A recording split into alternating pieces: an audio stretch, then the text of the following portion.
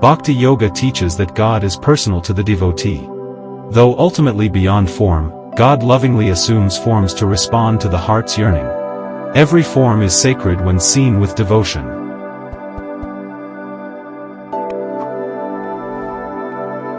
Faith is the first step in Bhakti Yoga. Without faith, no progress is possible. Faith is not blind belief but a deep inner conviction born of love, trust, and experience. Bhakti is not a mere sentiment, it is the intense longing for the realization of God. It is a continuous, burning love that consumes all lower desires and leads the soul to divine union. True Bhakti demands sacrifice of the ego. As long as we think we are separate from God, love remains incomplete. The devotee must surrender the I completely at the feet of the beloved. In Bhakti Yoga, the devotee sees God as the nearest and dearest. God becomes the soul's everything, father, mother, friend, child, and beloved, transcending all worldly relationships. The path of bhakti is open to all. There is no distinction of caste, color, gender, or learning. The only qualification is an earnest and sincere heart that thirsts for God. In bhakti, one should cultivate divine virtues, truthfulness, compassion, humility, and patience. These qualities create the fertile ground in which the seed of devotion blossoms into full realization. Prayer in Bhakti Yoga is not begging. True prayer is communion, a heartfelt outpouring of the soul's longing and love, a dialogue between the lover and the beloved. A true devotee seeks no miracles, no worldly rewards. His or her only prayer is to love God more deeply, to serve the divine in all beings, and to surrender completely. In bhakti, reason is not destroyed but transcended. Love goes beyond intellect. Pure devotion begins where dry logic fails, touching the infinite, where words and thoughts cannot reach. Bhakti is intense love for God. It does not ask for anything in return, it does not bargain, it does not crave worldly desires. True devotion is selfless and arises from the purity of heart. Worship through bhakti is to remember God at every breath. The more the mind dwells on the divine, the more it is purified, until every thought and feeling becomes an offering. Bhakti is both the means and the end. By loving God, the soul becomes free. In that love, the soul realizes its own divine nature, shedding all delusion and bondage. The greatest obstacle to bhakti is selfishness. As long as love is tainted with selfish desires, it remains bound. Pure love seeks only the joy of the beloved, not its own pleasure. Constant remembrance of God is essential in Bhakti Yoga.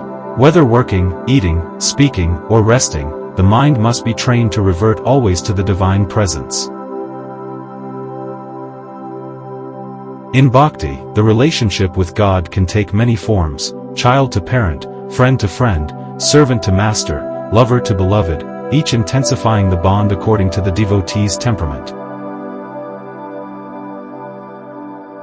The highest love is motiveless. True bhakti asks for nothing, expects nothing. It only loves because it cannot help but love, finding its highest joy in the very act of loving. Bhakti does not seek to destroy individuality but to harmonize it with the divine will.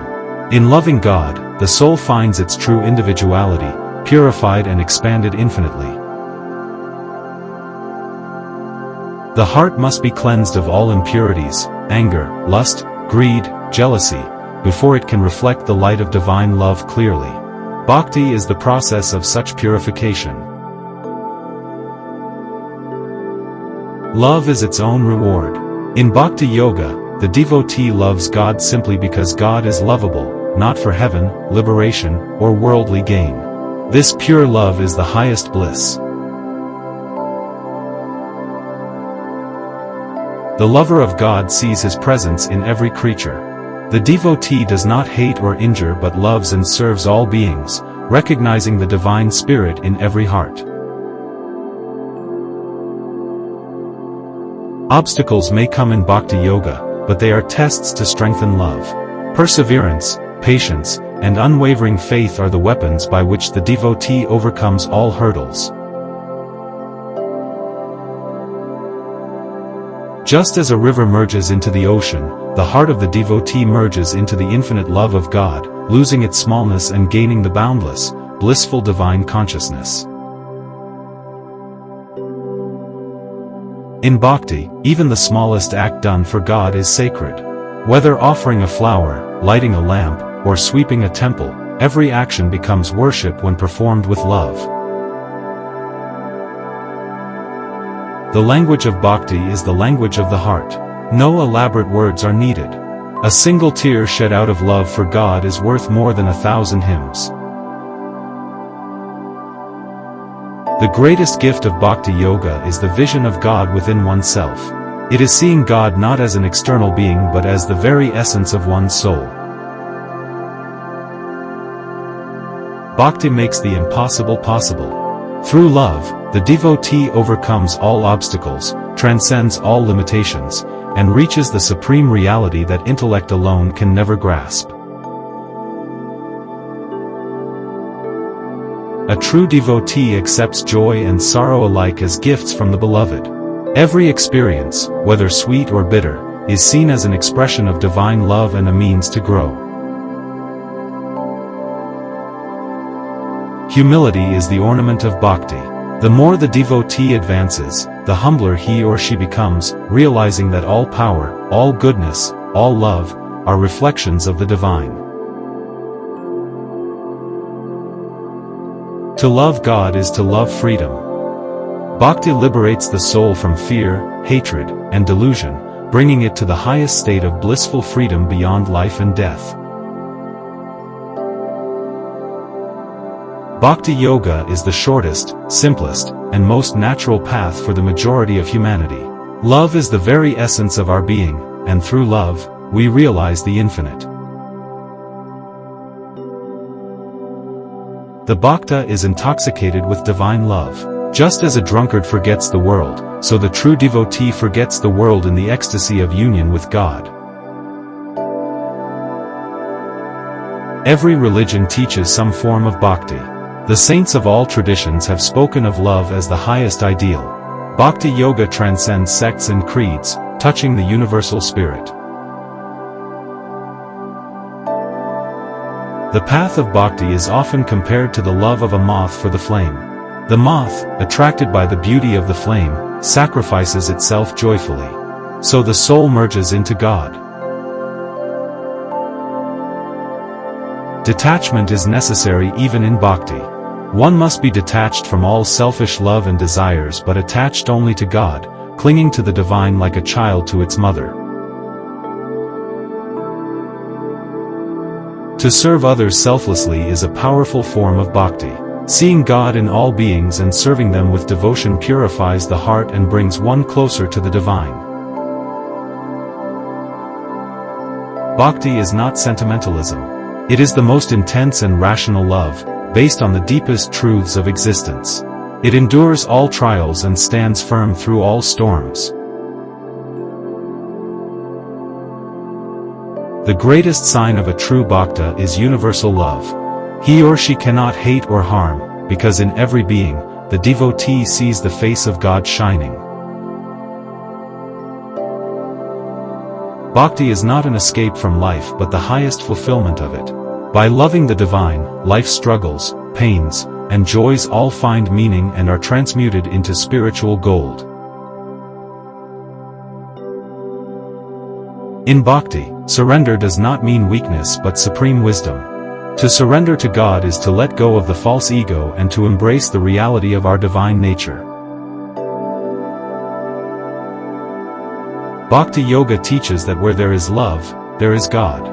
Wherever the heart melts with compassion, forgiveness, and selflessness, there the divine is present. True bhakti never diminishes. Even in the face of death, suffering, or betrayal, the devotee's love remains unshaken, glowing like a steady flame amidst the strongest winds. In Bhakti, the divine is both immanent and transcendent. God dwells within every heart yet is also beyond all form, all thought, all imagination. The world is a manifestation of God's love. To see the world as the body of the divine is the vision of a true bhakta, who finds God everywhere. Bhakti does not demand renunciation of the world, but renunciation of selfishness. Living in the world, serving all, loving all, the devotee remains detached, centered always in God. In the eyes of Bhakti, every being, every object, every moment is sacred. Nothing is trivial. Every act becomes a sacrament when done with love and devotion. Bhakti is like a seed.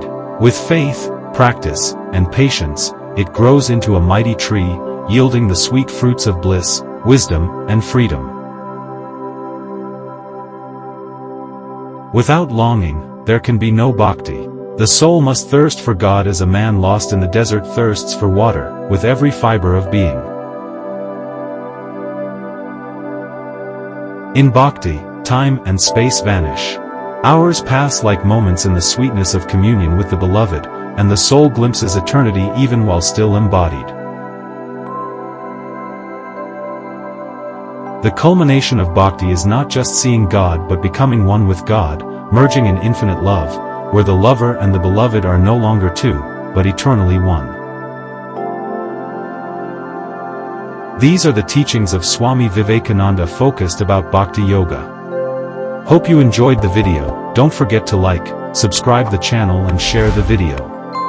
Thank you.